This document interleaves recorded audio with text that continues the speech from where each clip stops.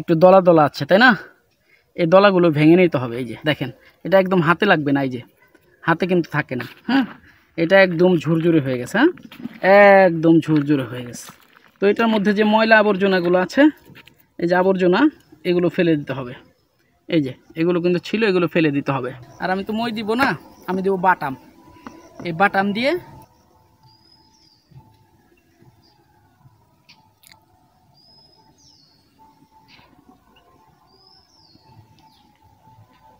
দর্শক,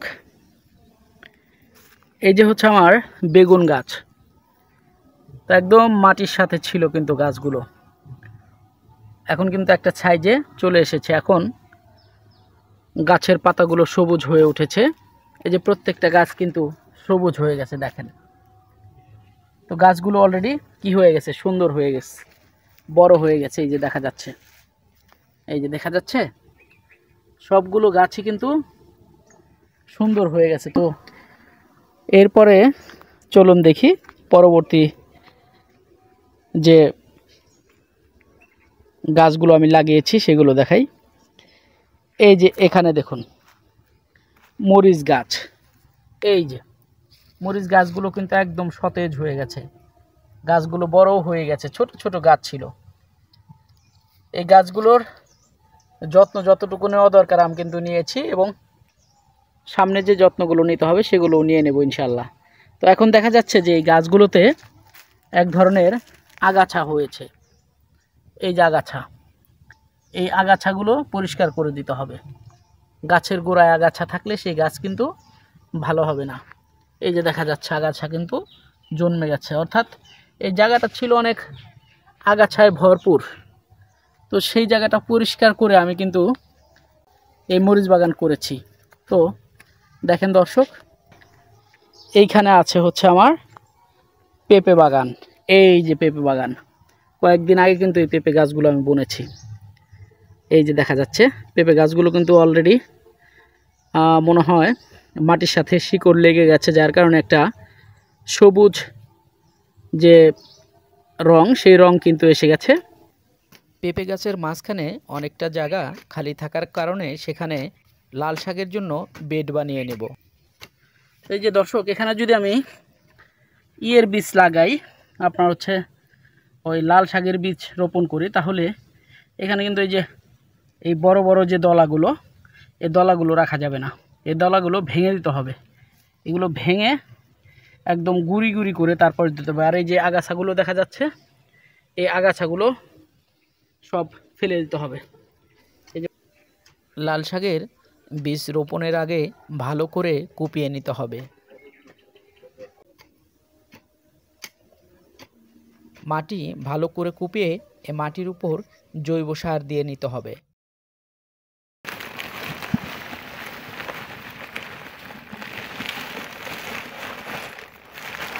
জৈব সারটা নিয়ে নিলাম, এই সারগুলো আমি ওখানে ছিটিয়ে দিব।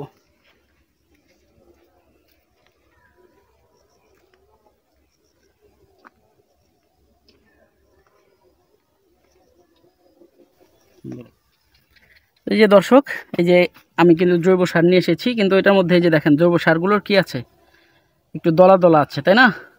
এই দলাগুলো ভেঙে নিতে হবে। এই যে এই জৈব সারটা কিন্তু অনেক ভালো একটা জৈব সার। এটার মধ্যে মানে ফুল একদম প্রায় মাটি হয়ে গেছে। এটা দেখেন, এটা একদম হাতে লাগবে না, এই যে হাতে কিন্তু থাকে না। হ্যাঁ, এটা একদম ঝুরঝুরে হয়ে গেছে। হ্যাঁ, একদম ঝুরঝুরে হয়ে গেছে। তো এটার মধ্যে যে ময়লা আবর্জনাগুলো আছে, এই যে আবর্জনা, এগুলো ফেলে দিতে হবে। এই যে এগুলো কিন্তু ছিল, এগুলো ফেলে দিতে হবে। ফেলে দিয়ে এগুলো ঝুরঝুরে করে নিতে হবে। এই যে ময়লা আছে, এই দেখা যাচ্ছে ময়লা। তো এটা পরিষ্কার না করলে কিন্তু আপনার এটার যে ময়লাগুলো, সেগুলো আবার আপনার জমিতেই চলে যাবে। তাই কি করতে হবে, এই জৈব সারটাও ভালো করে পরিষ্কার করে নিতে হবে। এই দলাগুলো ভেঙে নিতে হবে।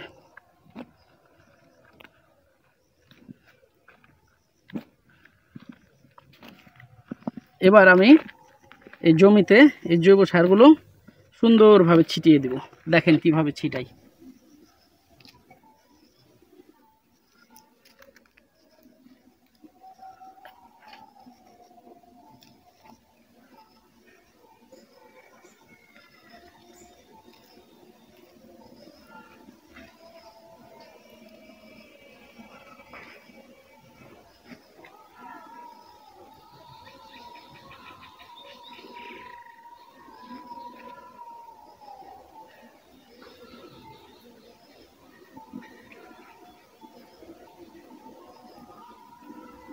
দর্শক, আমি কিন্তু পুরো জমিতে এই জৈব সারগুলো ছিটিয়ে দিছি।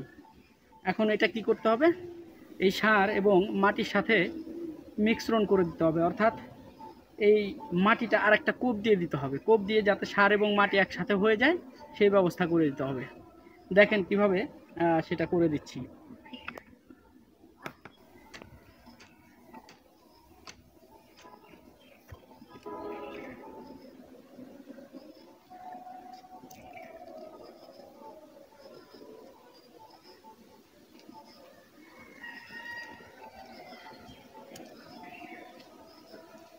এই যে দেখা যাচ্ছে ময়লা, এই ময়লা আবর্জনা অবশ্যই পরিষ্কার করে দিতে হবে। আর এই বেডটাকে সুন্দর করে রাখতে হবে, পেঁপে গাছের বেড।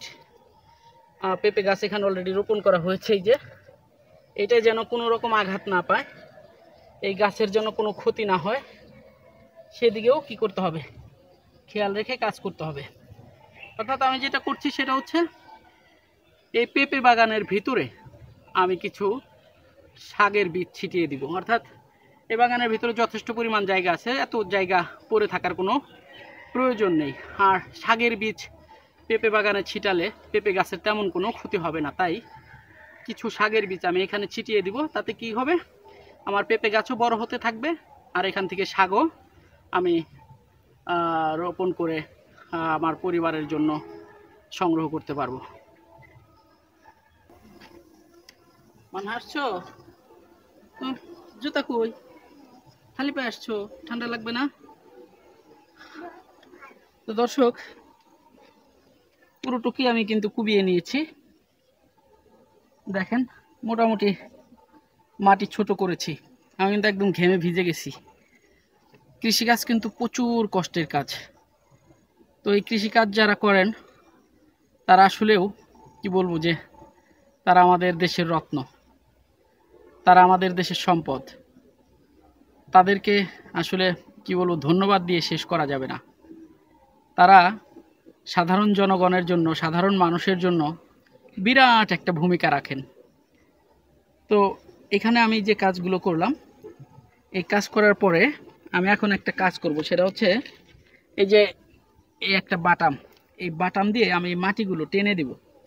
এই মাটিগুলো টেনে দিব এই কারণে যে এই মাটিগুলো জায়গায় জায়গায় এই যে খালখন্দল আছে, এই যে এখানে নিচা, এখানে উঁচা, এখানে নিচা, এখানে উঁচা, এই যে উঁচা নিচা জায়গাগুলো, এগুলো আমি কি করব, একটা লেভেলে আনব।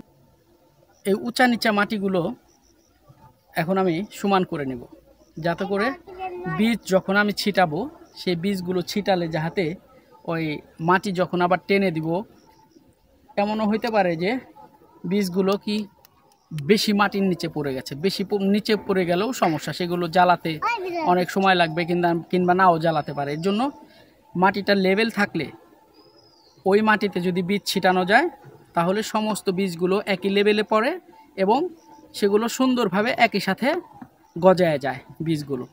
যার কারণে ওই যে কৃষি জমিতে কি করে, মই দেয়। আর আমি তো মই দিব না, আমি দেবো বাটাম। এই বাটাম দিয়ে আমি টান দিয়ে মাটিগুলো কি করে দিব, সমান করে দেব। দেখুন কিভাবে আমি বাটাম দিয়ে সমান করে দিই। এই যে ধরলাম, ধরার পরে এই যে এখন এইভাবে টানবো, এই যে উঁচা নিচা জায়গাগুলো কি হবে, লেভেল হয়ে যাবে। দেখেন এই যে নিচা জায়গাটা লেভেল হয়ে যাবে, এখনই লেভেল হয়ে যাচ্ছে। হ্যাঁ, এই যে লেভেল হয়ে যাচ্ছে।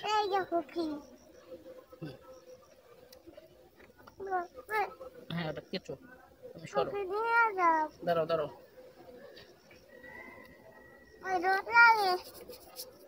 দেখেন দর্শক, এই যে জায়গাগুলো কি হলো, লেভেল হয়ে যাচ্ছে। দর্শক এই দেখেন, একটা লেভেল হয়ে গেছে। এখন এই লেভেলের উপরে যদি আমি বীজগুলো ফেলি, তাহলে মোটামুটি সব বীজগুলোই কি হবে, একই রকম লেভেলে থাকবে। এরপরে কি করব, আমি আর একটা কোপ দিব, কিংবা কোপ না দিয়ে আবার এইটা দিয়ে লেভেল করে দিব, যাতে বীজগুলোর উপর দিয়ে মাটিটা পড়ে যায়, অর্থাৎ বীজগুলো যেন মাটির নিচে পড়ে, বীজগুলো যেন ঢেকে যায়। এভাবে করে যদি বীজ বোনা যায়, তাহলে সেই বীজগুলো সুন্দরভাবে গজিয়ে উঠবে। আর এভাবে বোনার নিয়ম।